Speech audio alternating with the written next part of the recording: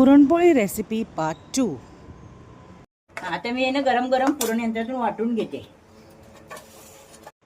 गोरी नवरी मांडवा खाली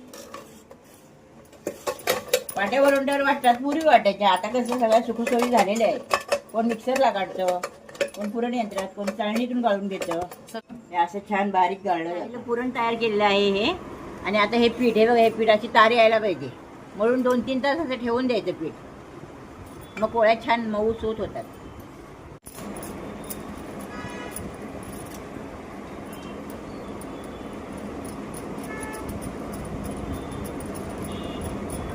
आता पिठाचा गोळा घेऊन असं जी वाटी बनवायची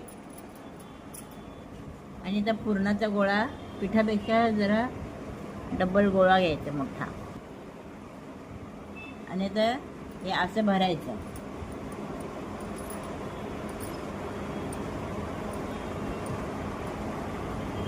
आणि आपण हा गोळा बंद करायचा व्यवस्थित,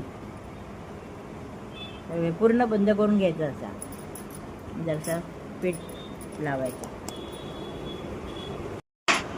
पुरणपोळी आता आपण लाटायला घेऊया। आणि पुरणपोळी ना हलक्या हाताने लाटायची, जोर देऊन नाही, मग आतलं पुरण बाहेर येईल। कडेपासून लाटायची पुरणपोळी, कारण का पुरण सगळीकडे पसरायला पाहिजे ते। आणि पुरणपोळी तुम्ही ना लाटताना तुम्हाला वाटलं असेल तर कपडासुद्धा बांधू शकता पोळीपाटाला, नाहीतर केळीच्या पानावर सुद्धा लाटू शकता। खालून पोळी शेकलेली आहे, आता आपण उलटून घेऊया। आणि पुरणपोळी फुगली बघा कशी टम्म फुगले। आणि तुम्ही ना तेल तूप जे काही लावाल ना ते भरपूर लावा हां, कारण का पुरणपोळीनं मऊसूत राहते। कमी नाही लावायचं, कंजूशी करायची नाही। त्याच्यामुळे काय, हां परत पलटून घेऊया आपण। खालची साईड पण झालेली असेल आता, हां ती बघा, इकडे पण छान तेल तूप लावून घ्यायचं आपण। आणि मग ती पुरणपोळीनं 2-3 दिवस सुद्धा मऊ राहते। आता संक्रांती येते, त्यामुळे आता आपण संक्रांतीची तिळगुळाची पोळी पण बनवूया, तिळाचे लाडू पण बनवूया।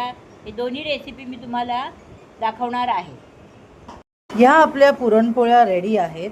नक्की ट्राय करून बघा तुम्ही ही रेसिपी। व्हिडिओ आवडल्यास लाईक करा, शेअर करा आणि स्नेहाज मेन्यूला सबस्क्राईब करा। थँक्यू।